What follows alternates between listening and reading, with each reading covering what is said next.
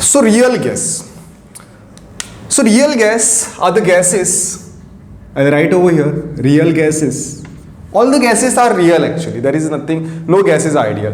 Real gases are gases which do not obey. Do not obey gas laws. Gas laws. What are gas laws? Gas laws may be a Boyle's law. It is not obeying exactly Boyle's law, Charles' law, Gay-Lussac's law,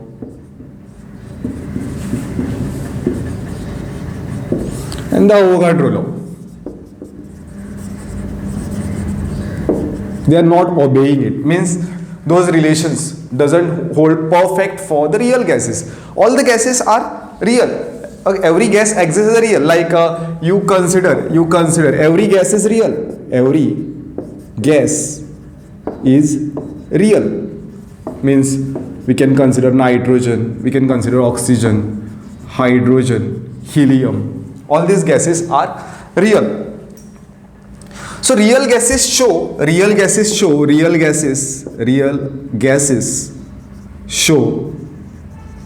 large deviation from ideal gas. This is what real gas shows. Okay. So one more point I will add, very important, is that most of the real gases behave ideally. Okay, this is very important. You should know this. Most real gases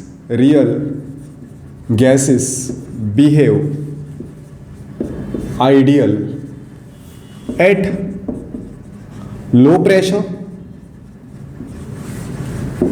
and high temperature.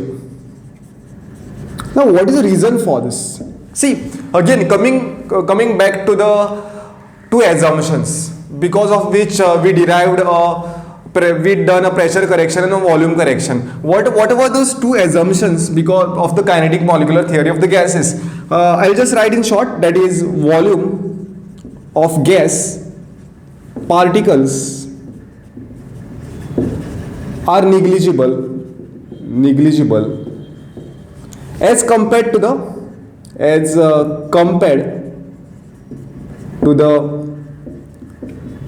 actual volume of the gas. Okay, and second, there are no intermolecular forces. I'll give you a situation for this. There is certain amount of the gas in this container. Okay, there is certain amount of the gas in this container. There is another container in which same amount of the gas is there.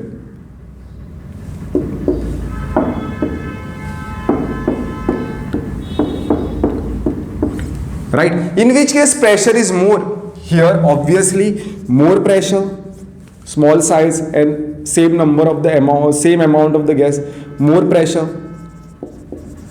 Here less pressure. So what does this say? Volume of the gas particles are negligible as compared to the actual volume of the gas. Most real gases behave ideal at low pressure. Now in which case low pressure, this is a low pressure. Low pressure means high volume. In which case the volume will be close to negligible. In this case, right, since the volume occupied by this, although this is a real gas, since the actual volume is large, how I can say that actual volume is large? Because low pressure, the pressure is low, right? So actual volume is large. So this statement becomes true at low pressure. Volume of the gas particles are negligible as compared to the actual volume of the gas. You can compress this in this much of the volume, so it will become negligible. Here you can compress it in this much of the volume, and this volume is not negligible in comparison to this. This volume is not negligible in comparison to this. So here it is not more pressure. More pressure, real gas doesn't behave ideal, but low pressure, volume is high, that's why real gas behaves close to the ideal. Then there are no intermolecular forces. As you supply the temperature, just think of this. If you supply the temperature, the kinetic energy increases. Particles are more free to move, right?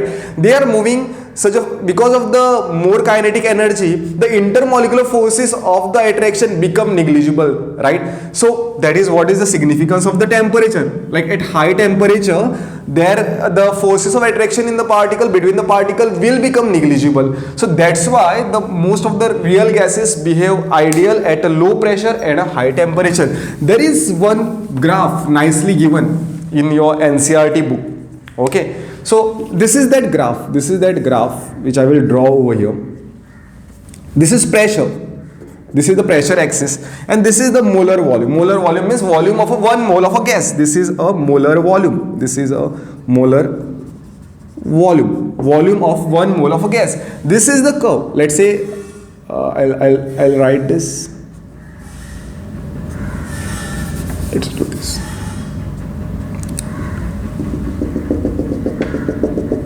Okay, let's do this way. Ideal, this is ideal.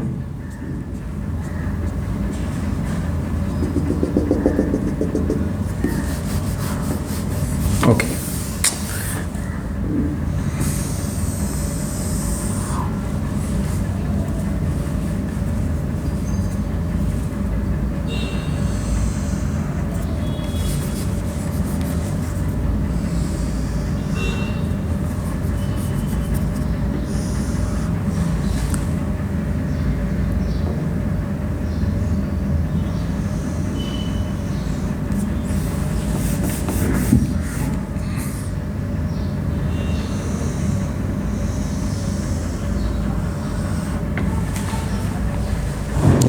perfect.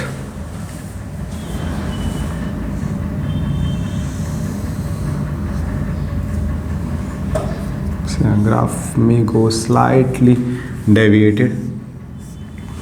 Okay,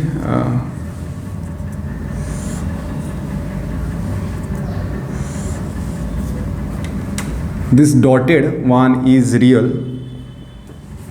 This dotted one which I am drawing, this is for the real gas. Pressure volume relationship, inverse relation. This is the real, and this is, sorry, let's say this is ideal. This is ideal, and this is for the real gas. You can see the difference when the pressure is high. When this is how the high pressure, this represents a high pressure. High pressure. This represents over here, it is low pressure. Right? As the pressure is low, as the pressure becomes low, what happens? These lines, if you see, they are very close to one another. This gap is decreasing. Here this gap is high. So what happens?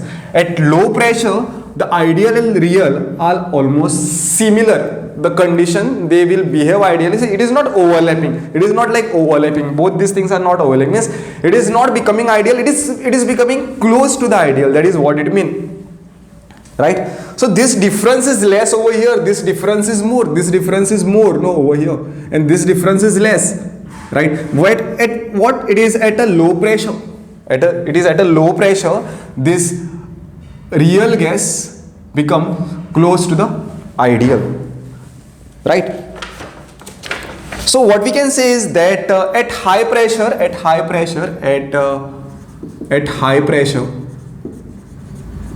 what we can say is that, let's say this is a high pressure.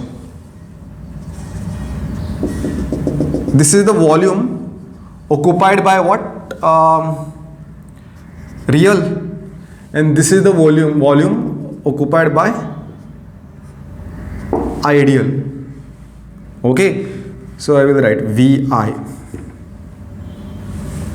So at high pressure, V real is more than V ideal.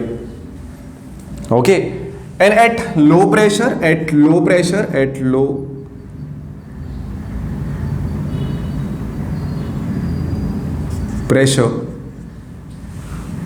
what we can say is that if I consider this is the volume occupied by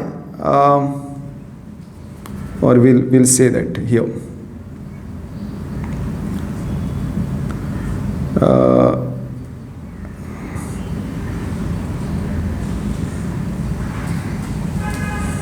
at low pressure means somewhere, let's say at this pressure, although not perfect, but this and this. So this is V. I will just put this dash. Okay, this is a V. This is the volume. This is the volume occupied by the real, and this is the volume occupied by the ideal. So at low pressure, V ideal is more than V real. This is what the conclusion, not